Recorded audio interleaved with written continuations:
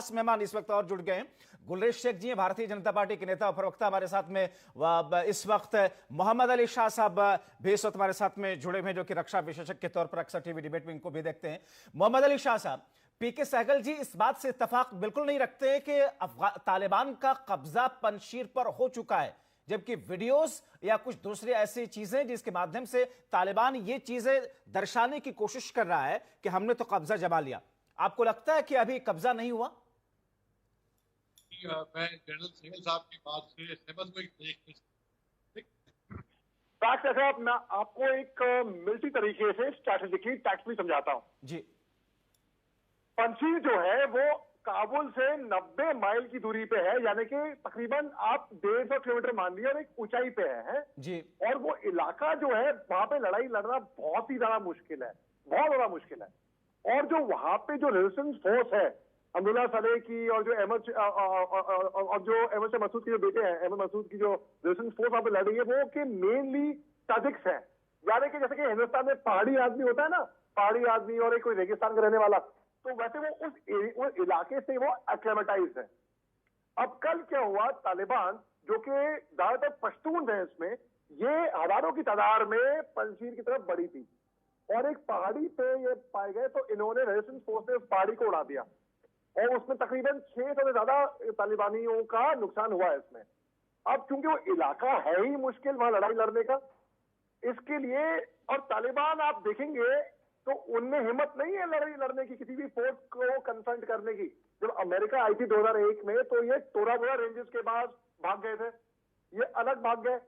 अब ये इन्होंने अलकायदा को भगा दिया, तो ये केवल लेडी महिलाओं को कोड़े लगा देंगे, बच्चे को गोली मार देंगे, निहत्थे को सूली पे लटका देंगे, कहीं छुप के बम गिरा के वहां पे भाग के दूर से लेके हंसेंगे, खुश होंगे। इनमें इतनी हिम्मत है, इनकी बहादुरी वहां तक सीमित है। अब आप देखिए तालिबान जो है, इन्होंने प्रोपेगेंडा क्या रचा। आज से 1 महीने से पहले की बात है, इन्होंने बोला कि हमने अफगानिस्तान से 85 से 90% अफगानिस्तान पे कब्जा कर लिया है, इंक्लूडिंग काबुल ना, ये इन्होंने उस वक्त भी कहा था। और अगर उस वक्त ऐसा होता तो उस टाइम पे अशरफ घनी जो राष्ट्रपति था अफगानिस्तान का, ये काबुल में प्रेसिडेंशियल पैलेस में क्या करा था, अब्दुल्ला सलेह क्या करा था, अब्दुल्ला क्या करा था, सोचने की बात है। ये सब उस टाइम पे काबुल में मौजूद थे, तो इनका प्रोपेगेंडा पहले भी हुआ। ये चीन से सीख रहे हैं प्रोपेगेंडा दरअसल, क्योंकि चीन माहिर है प्रोपेगेंडा रचने में। अब वो क्योंकि मिलिट्रली इतना मुश्किल इलाका है, तो मैं ये कतई नहीं मानने को तैयार हो सकता कि तालिबान इतना लड़ाका बन चुका है कि उन्होंने ताजिक्स को वहां पे हरा दिया, ताजिक्स को जो कि 27% है पूरे अफगानिस्तान में। अब जाहिर सी बात है, जी हाँ, कैजुअलिटी तो हुई है, इसमें तो कोई शक की बात नहीं है, कैजुअलिटी तो हुई है। क्योंकि मोहम्मद अली शाह साहब, क्योंकि ये चीज, और पीके सहगल साहब इस बात का जिक्र कर रहे हैं कि साहब जिस पंजशीर पर ना तो उस वक्त का सोवियत संघ अटैक कर सका, कब्जा कर सका, ना ही अफगानिस्तान उस वक्त का तालिबान 1996 वाला और ना कर सका, क्योंकि रास्ता जिस तरीके से जाता है पंजशीर के इलाके में, एक पतला या फिर सुरंगनुमा रास्ता है, एक ही रास्ता है, वहां से जाना है। लेकिन मेरा सवाल यह कि आप जिस स्ट्रैटेजी के तहत तालिबान को वहां पहुंचने की बात कर रहे हैं, क्या वो वाकई हो चुका है? क्या तालिबानियों का झंडा पंजशीर के राजभवन के ऊपर लहराना, सिक्योरिटी दस्तों का वहां पर तैनात होना, ये एक संकेत है, एक मैसेज है पंजशीर के लिए कि साहब अब हम पूरे अफगानिस्तान को अपने कंट्रोल में ले चुके हैं, इस पर अभी यकीन ना किया जाए? भाई देखिए जवाहर भाई, रेजिस्टेंस फोर्स जो है, उन्होंने मैं दाग देता हूं, उन्हें बड़ी बहादुरी से मुंह तोड़ जवाब दिया है तालिबान का, और बड़ी बहादुरी से लड़े हैं। मगर ये बात भी हमको एक्सेप्ट करनी पड़ेगी, माननी पड़ेगी कि उनकी 5 मेजर कैजुअलिटी भी हुई है रेजिस्टेंस फोर्सेस की। और देखिए जो कि अब्दुल्ला सलेह थे वो चले गए हैं अफगानिस्तान से क्रॉस ओवर करके कहीं और, उनके घर पे भी हमला हुआ। ये केवल इसलिए मुमकिन हुआ क्योंकि पाकिस्तान का इंटरवेंशन इसमें हुआ, तालिबान को पाकिस्तान का सपोर्ट मिला। अब आप देखिए, आज मैं चैनल पे था जहां पे पाकिस्तानी पत्रकार थे, वो मेरे एक सवाल का जवाब नहीं दे पाए। अब आप देखिए, जनरल फैज हामिद जो कि ISI के चीफ है, ये पहुंचे हुए हैं काबुल। क्यों? क्योंकि हक्कानी नेटवर्क है, उसको सीट मिले अफगानिस्तान के कैबिनेट में, जो तालिबान तैयार करने वाली, तालिबान ने वो डिले कर दिया है। अब क्योंकि ऐसा लग रहा है कि जनरल बाजवा ही पूरा मिशन ऑपरेट करके वहीं से कमांड कर रहे हैं। अब ये तालिबान जो है, अब पाकिस्तान इनके साथ में इनका बड़ा भाई बन गया है और इनको सपोर्ट दे रहा है। और ये जी, मैं इस बिंदु को लेकर के इस चर्चा को आगे ले जाऊंगा। मोहम्मद अली शाह जी, ऐसी स्थिति में जबकि तालिबान ने भारत को दरकिनार करते हुए उन लोगों को पूछा है जिसमें ईरान है, जिसमें पाकिस्तान है, जिसमें चाइना है, जिसमें टर्की है, इन सारे लोगों को उसने अपना दोस्त एक तरीके से जाहिर किया है। भारत के लिए क्या मैसेज है इसमें? भाई ये कोई नई बात थी जवाहर भाई। उम्मीद थी, हमको मालूम था कि इनका सपोर्ट कौन करेगा। चीन, पाकिस्तान, ईरान, तुर्की, ये सारे नेशन इनको साथ देंगे, ठीक है। अब आप इससे पहले वाली बात पे आते हैं। एक बात मैं लॉजिकली आपको समझाता हूँ जवाहर भाई। तालिबान में इतनी काबिलियत नहीं थी और है कि वो पंजीर पे आके काबू कर ले, झंडा लहरा लेंगे, प्रोपेगेंडा कर लेंगे, लेकिन इनका साथ 100%, मैं पूरे दावे के साथ कह रहा हूं, मैं नाम बदल दूंगा, कि पाकिस्तान आर्मी का सपोर्ट था, एयरफोर्स का सपोर्ट था। और आज ही पाकिस्तान ने अपनी सैटेलाइट एक्टिवेट करी है। 12 एयरफोर्स बेस वहां पे आज ही एक्टिवेट हुए हैं। नाम बता दूंगा आपको, कोटली में, रावलपिंडी में। और मैं आपको ये बात और बताता हूं, मैं आपको, पाकिस्तान में एक एयरफोर्स बेस है, ठीक है, जो कि अगेंस्ट अमेरिका इस्तेमाल किया गया था। और ये बहुत ही महत्वपूर्ण एयरफोर्स बेस है यहाँ पे, और उसका नाम में अभी दिमाग में आ नहीं रहा है, लेकिन आपको अभी आ जाएगा। एस से नाम है। और वो एयरफोर्स बेस अब पाकिस्तान ने बिल्कुल एक्टिवेट कर दिया है। अब अगर वो एक्टिवेट, जो कि बिल्कुल इंडिया पाकिस्तान के बॉर्डर पे है, और अगर पाकिस्तान सोच रही है कि वो वहां से इनको तालिबान की मदद करके, भैया पाकिस्तान का एक मकसद है, ये हमको समझना पड़ेगा।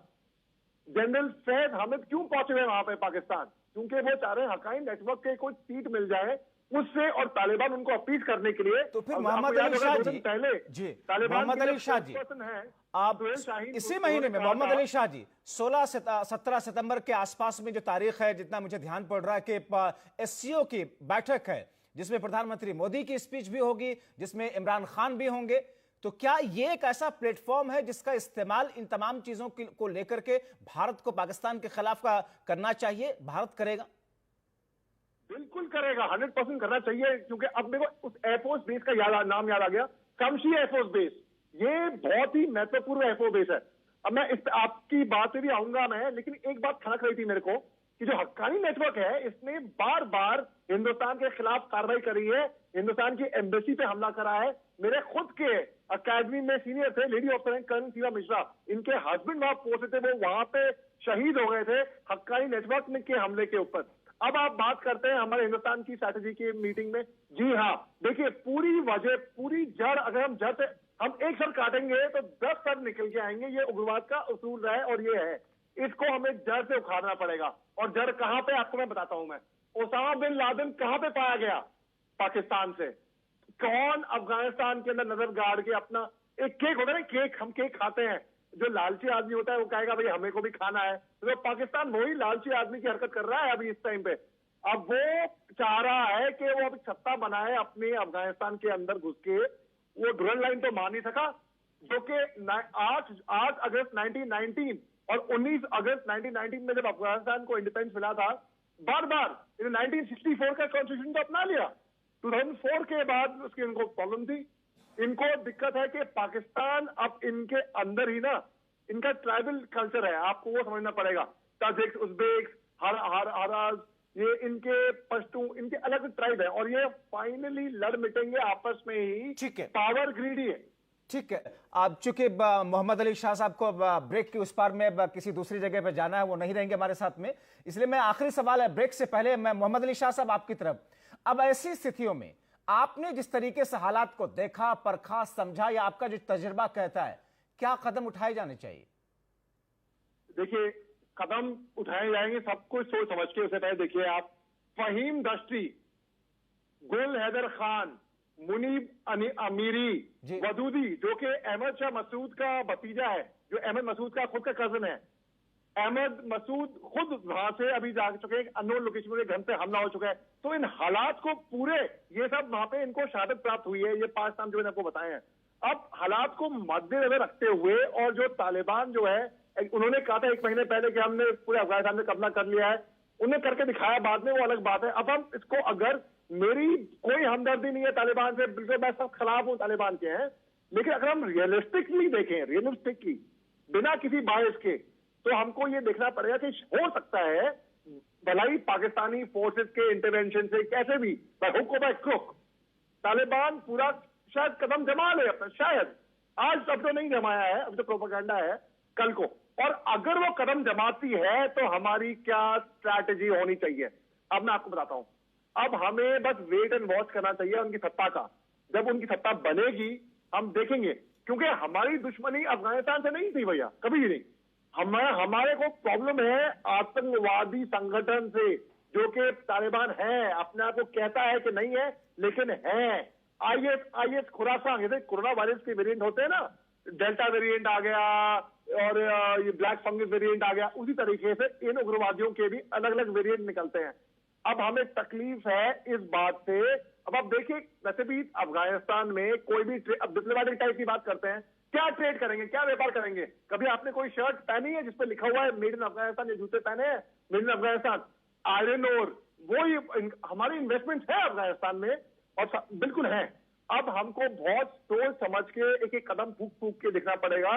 जब उनकी सत्ता बनेगी हमको अगला निर्णय तब लेना पड़ेगा कि अगली स्ट्रैटेजी हमारी क्या होगी। ठीक है, वेट एंड वॉच वाली स्थिति अभी भी बनी हुई, मगर ये स्थिति अभी आगे कब तक रखना होगा, क्योंकि भारत को कोई ना कोई लाइन, कोई ना कोई कदम तो उठाना होगा। बहुत छोटा सा मुझे ब्रेक लेना पड़ रहा है। बहुत शुक्रिया मोहम्मद अली शाह साहब, आपने वक्त दिया।